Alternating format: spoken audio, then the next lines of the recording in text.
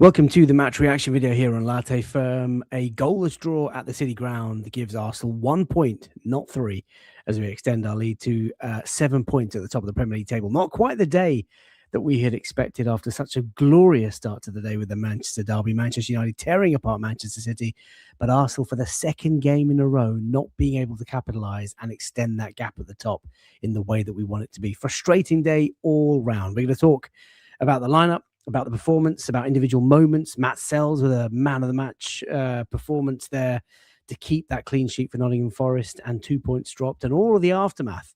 And I want to get your thoughts as well. Thank you so much for tuning in tonight here on the match reaction video. If you're watching for the first time, please do subscribe to the channel if you enjoy the content. Difficult to enjoy content on days like this and in moments like this, but please bear with me and let me know your thoughts as we go through the slides. And we'll welcome to our Patreon members and our channel members as well. Jeep was first here, says, evening. At this point, it feels psychological.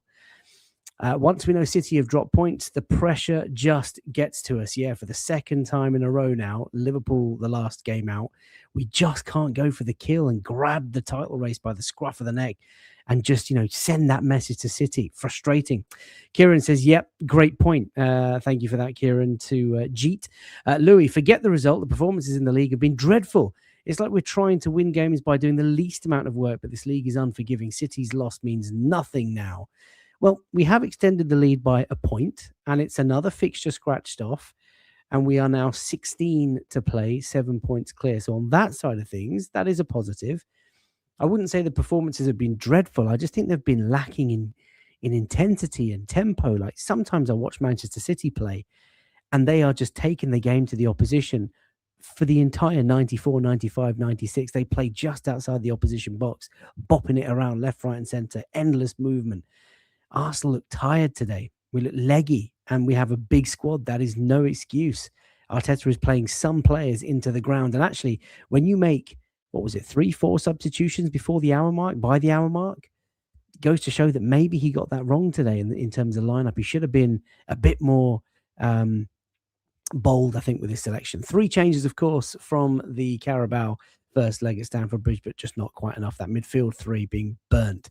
Kieran says the attack isn't ruthless enough as well. Such opportunities don't come often. Yeah, look, Nottingham Forest, we discussed in the match preview on the Late Night Lounge last night. They are 21 games played, 12 defeats, so now 22. Just above the relegation zone. They've had a terrible season. They were there for the taking. Oase, welcome to the show, says, we're too nice. That's twice that we've let City off the hook. We seriously need to lock in. Too many players underperforming. Let me know who you think is underperforming. There were 1 or 2 standout performers for me today, but for the wrong reasons. Starting with the captain. We'll come on to that in just a second. Phoenix, welcome, says, game was on Arteta. Poor selection and subs. Erdegaard needs to be dropped, indeed. Also, what has Eza done to deserve this treatment? We have the best squad and still look clueless. Missed opportunity again. I'm so annoyed, says Sam. Welcome to the show. We're all annoyed. It's frustrating. Of course it is. It's gutting. It's heartbreaking. It's saddening. It's infuriating. It's all of the above. V Vlad, welcome. Good evening, FK. Disappointing performance. We're lacking that ruthless mentality to put City away. At least we're 7 clear. We move. Come on, you Gunners. That's a positive spin on things. All the art says, evening ultras. The dreaded magnet. The dreaded horseshoe, I think. I'm putting down to an off night for Arteta. Some weird team selection decisions. We'll talk about the team lineup in just a minute. DJ D10, welcome. I was fuming during the game. The walking first gear football was too frustrating, even for a mellow guy like myself. Now I'm just depressed. Oh, an evening, everyone. That's what I mean. The game was too slow. It was sloppy in possession. The weight of pass, time and time again, either too heavy, too light, just wasn't right from the get-go. And the pace at which we were trying to sort of chase that winner towards the end wasn't fast enough, wasn't frantic enough, we weren't peppering efforts on goal. We weren't, pumping the ball into the box and making things happen with sharp movement and nice, neat touches in and around the area. It was very slow, very, very tired build-up. AFC 777, evening, FK. Firstly, a big thank you to you for all the content you send our way. That's very kind of you, my friend. As for today, we just aren't ruthless enough in front of goal. Martinelli, so infuriating. Of course, Martinelli scoring last time out, he got a hat-trick. I mean, yeah, it's frustrating. Hi, Zakai. Welcome. Not seen you for a couple of weeks. Says Pep is trying to hand us the title, but we are allergic to trophies. It's not over yet. There's a long way to go. Guna, Dave is in the house this evening. Gunas, Anajit is here as well. During the Invincible season, 1L1L says, we drew quite a lot. I'm not worried. All the R's goes on to say, I just want us to go for it a bit more. Play with some freedom. We have such incredible attacking players. The handbrake needs to get in the bin. I want to get your thoughts. Ladies and gents, why are we so slow and sluggish in games like this? Karen and the Cat says, hello, frustrating game. Hope everyone is well. Hope you are well, Karen. Thanks for joining most days. Really appreciate you being in the house. Dave says, meant to say our performance. Hope our performances improve. BX Gunners here saying lackluster, underwhelming, gutless. Ooh, strong words. Honestly, a pathetic performance, says El Perdedor. Welcome to the show. Mike says, hi, everyone. Let's not panic. We are in a very, very good position. We're in a good position. It's another fixture etched off, but we could be in an unbelievable position, Mike. That's what's gotten away from us today. Graham says, FK, please make me feel better. Thanks for a great show as always. Thank you so much. Really appreciate it. Ranted, let's not have some of this now. We're going to bottle it, he says. Failure to spark any momentum was criminal, says BX Gunner. We are afraid of winning, says Rancid. Etienne, FK, why did we buy Eza? Serious question. We talked about this last night on the Late Night Lounge. Do we need to have a conversation about him? He's had so many minutes. Are we expecting a big second half of the season from him? In fact, I put it to Wayne, what were your expectations? And he sort of said, I don't really have any, just needs to play. No, we need to expect so much more from Eberechi Eza. He comes on and he had 13, 14 minutes to play. I think he had his first touch after about 7 or 8 minutes of that. What is the point if we're not going to look for him and build a system around the likes of Eza? What is the point if we don't embrace him and engage him in games like this? These are exactly the sorts of games where you want high touch volume, high shot volume from just outside the box. Didn't do it. Super chat. Thank you so much. Very generous donation from 4 Cats and a Dog. That's a great username. Do you think there is a sense of complacency? It's like Manchester City lost, so we don't need to win as long as we don't lose. Thank you for your generosity. Really, really appreciate it, man. It's very kind of you. Do I think it's complacency? No.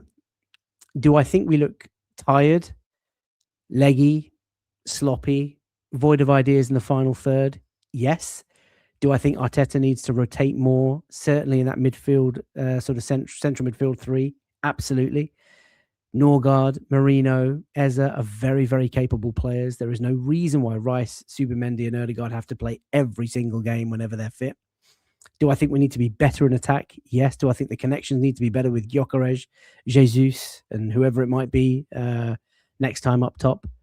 Yes. There's a lot of work to do. And it sounds weird because we're going so well on so many fronts. Let's not get too sensational and too carried away with all the criticism, but we can do so much better, and we need to do so much better if we are to win this title. Patrick says we can't handle the pressure. Arteta needs to get us over the line to basically slam that door shut. Unai is going to win the league. Come on, Rancid now. Don't maybe put you in a timeout, brother. I'm not in the mood for this. I don't want Aston Villa talk in the chat. No, Patrick, not you as well. Come on. Jeffrey says, good evening.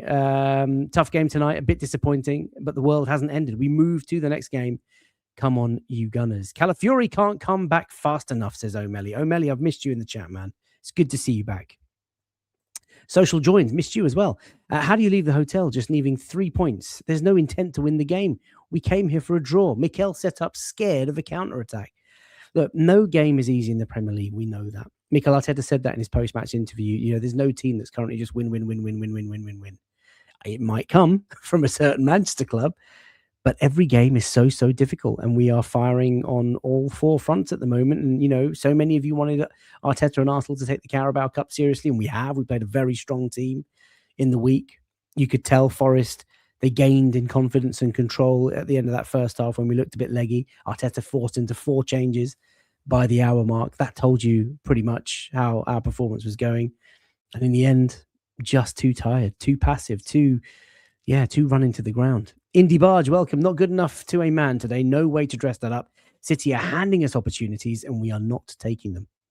Keep the chat coming. Let's have a look at the match lineups, courtesy of PremierLeague.com. This is what we always do for any newcomers. 3 changes for the Arsenal side. Nottingham Forest missing 1 or 2 of their own players, but let's not talk too much on them. We know that they are just hovering above the relegation zone. They've had a very, very challenging season. They're nowhere near the dizzy heights of where they were last year. Of course, their talisman, Chris Wood's not fit to play, not available. But Arsenal, 3 changes, which saw David Raya come back into goal from Chelsea. Ben White, Saliba, Gabriel and Timber along the back 4. Timber looks absolutely exhausted. Absolutely dead. Ben White now has played, 3 games on the bounce? The last time he played 4 games on the bounce, he had a minor knock. Got to manage his load. I don't know who plays in Italy on Tuesday. I understand Mosquera is now ready to play. The captain, Martin Odegaard, in midfield alongside Zubimendi and Declan Rice. And listen, just on those 3, and we'll talk about Rice. I've got a lot to say about Declan Rice towards the end. But just on those 3, Christian Norgard has not played anywhere near the number of minutes a Premier League proven captain of a football club needs to be playing. Eberechi Eze has not played enough minutes in Premier League games against this sort of opposition since his £68 million move from Crystal Palace. Zubimendi, I said before the Chelsea game, looked a bit tired, played really well on Wednesday night at Stamford Bridge. It's game after game after game after game for him. You've got someone like Mikel Merino who looked so good coming off the bench against Portsmouth, who looks so good coming off the bench. Starting against Portsmouth and coming off the bench at Stamford Bridge. Yes, he's not playing striker, but play him more, use him more. He's a very intelligent player in midfield. You've got to rotate that central midfield 3. Instead, Mikel rotated the forward 3. Gyökeres, obviously, after his first goal in so long, keeping his place. Madueke coming in for Saka. I mean, think about the games that Bukayo Saka in the last 2 or 3 has started on the bench. He shouldn't be on the bench in a Premier League game. That's just how I feel. Could have won it for us, of course, today. Matt Sells with a brilliant save from a header, but really needs to be starting these games. Martinelli, who I don't think works with Gyökeres. Loyal viewers of the channel will know we've talked about connections and partnerships. Leo Trossard works really well with Victor Gyökeres, and I wasn't surprised to see Martinelli go off at half-time. Obviously missed a really good chance in that first half. I don't think he did anything bad. I just think the connection wasn't quite there. He and Gyökeres were running into the same spaces, and Jesus was never really going to get more than half an hour. So 3 changes. It's as strong as we could have gone. I'm a little bit nervous about what's going to happen to the back 4 if we keep playing these players. We have a couple of fixtures coming up where we can maybe rest, but Manchester United rejuvenated under Michael Carrick, and their win today is going to be a very, very tough fixture next week. What are you guys saying in the chat? Let's have a look. So Nals, welcome, says 7 clear. We move. Martinelli had to score that, though. Napa Fire says we play with fear. Patrick says Arteta is going to go full strength against Inter, and you wonder why. The Premier League is so much more important. Nal says Eze is a passenger. Amber, welcome to the show, my friend. Hope you've had a good start to the year. Says, evening, FK. What a dreadful game. It was all too predictable. That's exactly what Tanvir said. Exactly how I feel. It just, sometimes, you watch a game and you can just sense in the first 10, 15 minutes, the way we bop the ball about, or don't, as the case may be, you kind of just know, yeah, it's that Arsenal that's turned up. There was not one moment in that second half in particular where I thought, oh, here we go. We're going to turn the tap and we're going to go for the jugular. We just, it was slow, passive, tired. I can't say it any better than that. O'Malley says 3 away games in a row, and it looked like it. Yet we know the competitions are so demanding physically, but we have a squad, O'Malley. Arteta's got to use the squad better. Kieran says, FK, thanks for all your videos. What's your day job, mate? Commerce or science? Neither, my friend. I'm in marketing, if you like. Dog videos kind of day. Just hope Arteta gets the team right. It's not looking good, bro. It is looking good, but it could have looked better. And I think that's why we're all gutted tonight. It is disappointing, says DJ Spring. I think we missed Calafiori. When's he coming back? Ranted his apology. You don't need to apologize to me, brother. I'm just telling you how I feel. You're telling me how you feel. But he says he's gutted. And we are. Yeah, Elliot Anderson is elite. That is a great point. Great player. Surely up for grabs in the summer, as will be Adam Wharton. I hope both of these players are high up on Berta's list. We could have played all night and not scored, says Amber. I'm finding it very, very hard to disagree. Let's have a look at the match stats, courtesy of Scott Willis. Firing blanks is the headline I've gone for. Obviously, second Premier League game in a row now where we've not managed to break the deadlock. We have kept clean sheets, of course. Liverpool a few days back in Nottingham Forest today. The stats, though, are well in our favour. 2.5 XG, 15 shots on goal for Arsenal, but only 3 on target, 4 shots from open play. We bossed possession. We had a very good pass completion rate. Final third entries actually on par compared to Nottingham Forest.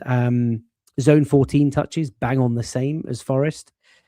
Yeah, not the most convincing away performance. I've got to be honest. We had 2 or 3 chances we could have scored, and on another day we probably do score. But obviously today we've not managed to do it, and that's where it sort of hurts. And I guess the reason why we're in such a weird mood tonight, ladies and gents, boys and girls, is because with every point that we drop this season, we're made to feel as if we're in danger of throwing the league title away. And obviously it's the first league title that, we're going to be hopefully winning in more than 2 decades. It's a second goalless draw in a row for us. The first one against Liverpool, where we had the opportunity to go 9 points clear, and we didn't. And then again, had a chance to go clear again today, and we've not done it again. So it's really, really kind of frustrating. And I completely understand why fans are going to be frustrated. Let's talk about some key moments in the game. What was first up? Oh, this was the attacking threat chart. I mean, you can see we were comfortable. First half, we looked really good. I got to say, first 30 minutes, 35 minutes, I thought we looked good. We had chances. We could have had the game. We could have certainly taken the lead and gone into halftime 1-0 up. Forest not really doing much. They looked okay on the ball. Towards the end of the first half, you can see those couple of little peaks there. They were in control of that game where we looked a little bit tired. Arteta then made the change, Martinelli at halftime, and 3 or 4 more subs, as you can see, just before the hour mark. And then we took complete control, but it was, again, measured control. It wasn't, like I say, you look at Liverpool when they won the league and under Klopp, chance creation monsters. You look at Manchester City, the way they play with such tempo and intensity and so high up outside the opposition box, and they sort of bop it around, ping it around, creating chances. We had possession. We had moments. There were 1 or 2 chances in the second half, but it wasn't like one-way traffic. It wasn't like, wave after wave of Arsenal attack, which is what I expect from a team that is looking to win the league, especially being buoyed on after the result today at midday. It was an opportunity, but it was slow. It was passive. It was predictable. It was toothless, perhaps. Really frustrating performance today.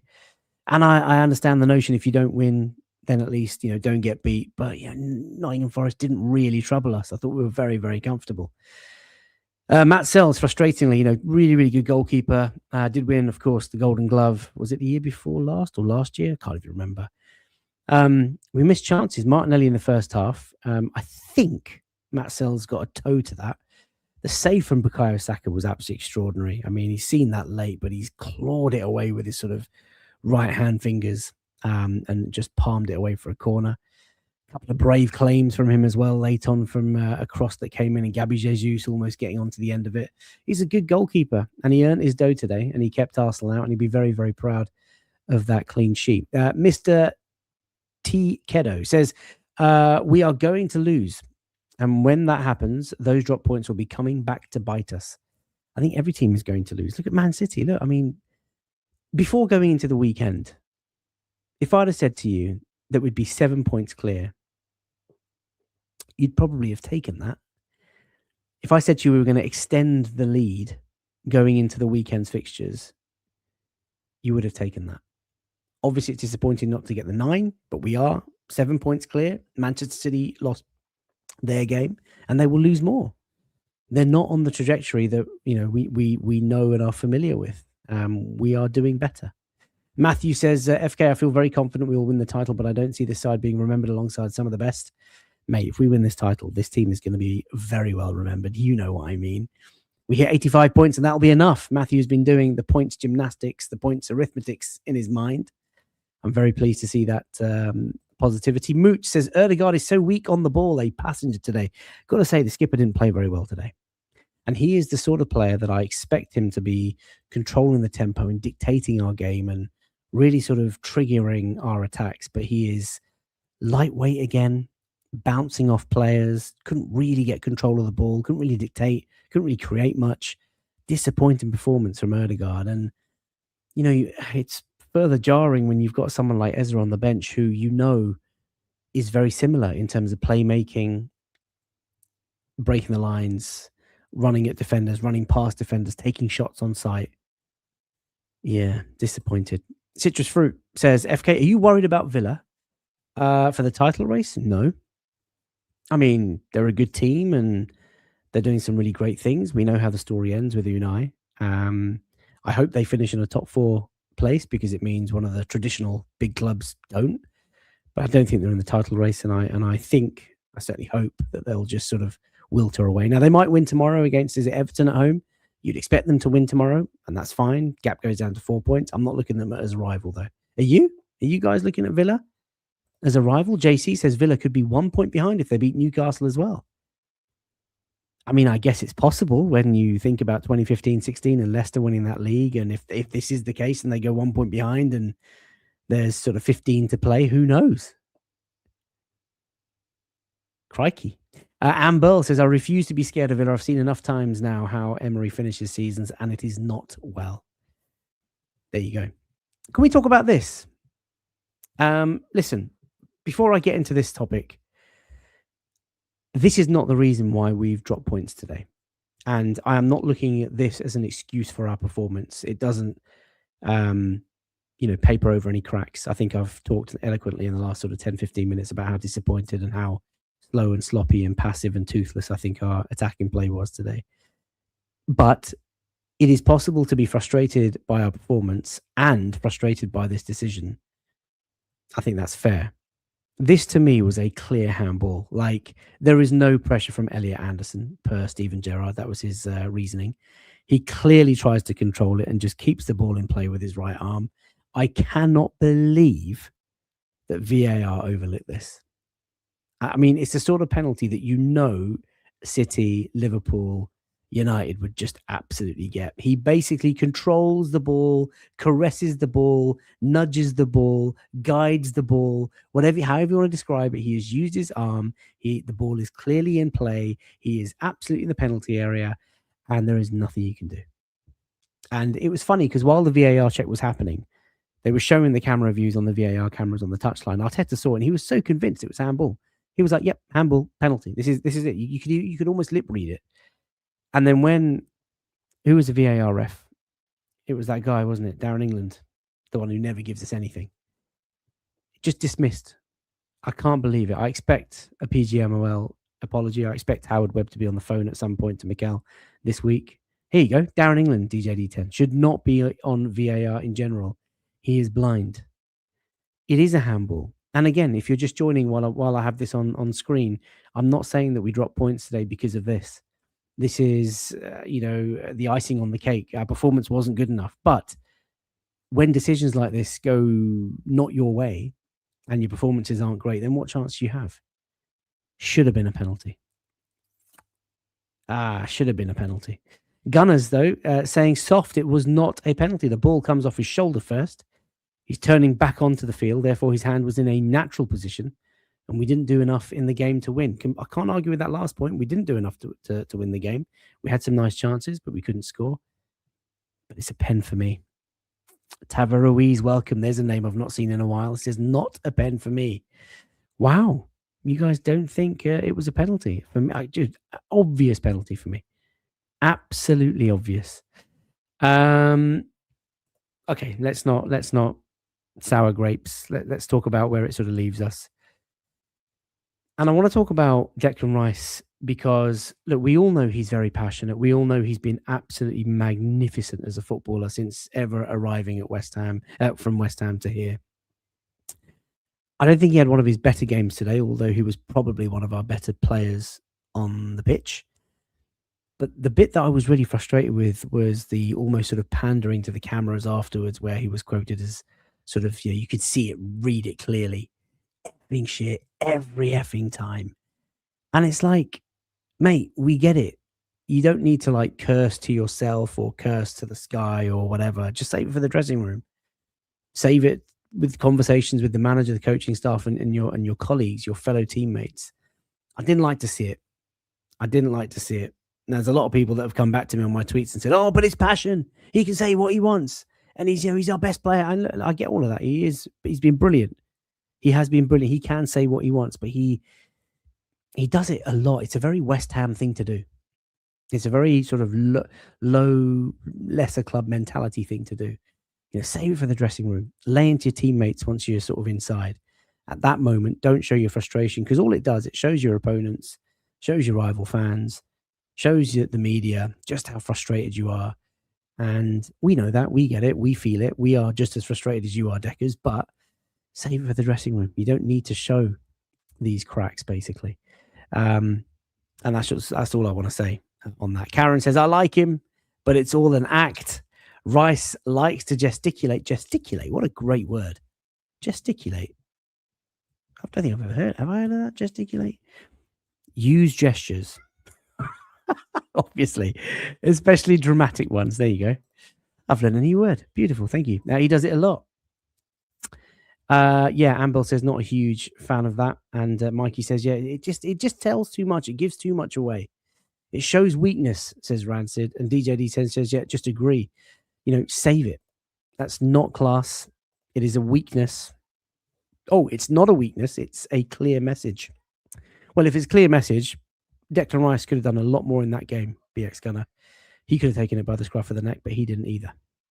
So let's not let's not put him on a pedestal. People complaining about the Rice, the fan base is the real pathetic weaklings here. I don't think so. I disagree with that. I just think it's a bit cheap and a bit cheesy, a bit cringe from Declan Rice. Save it. Just talk to your teammates in the dressing room and rip them a new one. Don't show the world that you're so frustrated. I mean, we get it. You're frustrated. You're a professional footballer. We've not won. Don't think we need to do it. So where does it leave us? That is the Premier League table. As you can see, Arsenal top, 22 games played, 50. What's going on there? 50 points. Yes. Sorry, it froze. 22 games played, 50 points on the board. Manchester City are second, 22 games played, 43 points. That is 7 points behind us now. And usefully, the 2 goals that United scored, thanks to a wonderful masterclass from Michael Carrick, now dents Manchester City's goal difference. So that is going to be interesting. Villa have the chance to reduce the lead to 4 points tomorrow if they beat Everton. They are in third, and Liverpool drawing 1-1 to Burnley. Every cloud. Right. El Perdedor says, message to who? To City that we don't have it? Exactly. Paul James, evening FK, Rice wears his heart on his sleeve. It's human to be angry with the team, the performance, and himself after tonight's farce. Yeah, completely agree with that. There's no problem with that at all. Just don't think he needs to do that in front of the cameras right at the end. Just, that's what it is. Mooch says, Rice is a leader. We had a lot of players calling out bad results when we won our previous titles. Again, don't disagree with that. He is absolutely a leader. This is interesting. This is exactly the sort of game that doesn't suit Rice. Yeah, do you know, I was thinking maybe you just have a natural, like Rice could have just sat this one out. It could have just been Zubimendi with Eze and Ødegaard. It could have been Norgard, for goodness sake, with Eze and Zubimendi. Obviously, it could have been Rice. He's one of our better players. But, just he doesn't need to see out the whole 90 minutes. I completely agree with this, actually. 2 points dropped, says Rancid. It does feel like it. And Phoenix says United is a must-win now because we dropped points today. I don't want Ødegaard playing that game. He will absolutely play that game. I think Ødegaard will probably miss the Champions League game and he'll play the United game. I think Eze will probably play the Champions League game. Oh, these results, they're like daggers, aren't they? Every time you drop points, I think it's further exacerbated because City dropped points as well earlier today. But listen, we talked about the game, frustrating day out, not one that we'll look back on with much fondness, but we still extend the lead. We're an extra point clear, 7 points the gap. If you can get to sort of March, April time with that sort of 6-7 point buffer and you go to the Etihad, then who knows? That's it. A couple of weeks to go in the January transfer window. City are set to sign Mark Gahey. Can Arsenal respond? Is there something that we can do? Kieran Maguire says that Arsenal can easily spend £100 million this January window and not affect PSR. On that positive note, I will leave it there. If you are watching for the first time, please do, of course, subscribe to the channel. If you've enjoyed the content, difficult to enjoy content on a day like this. Do like the video, leave a chat. We have match reaction videos. We have late night lounges. We have the daily grinds. We'll do something on Monday, I think, where we'll sort of look back at the weekend and really sort of dissect the forward three. Might get Pythag back on the show. If you're listening on audio platforms, Apple and Spotify, please leave us a kind review. It's very, very much appreciated. And YouTube channel members and Patreon members can obviously get all of this ad-free. I've figured a way out for our channel members on YouTube to enjoy all of our content ad-free, so you can enjoy that as well. Look after yourselves. Don't get too despondent.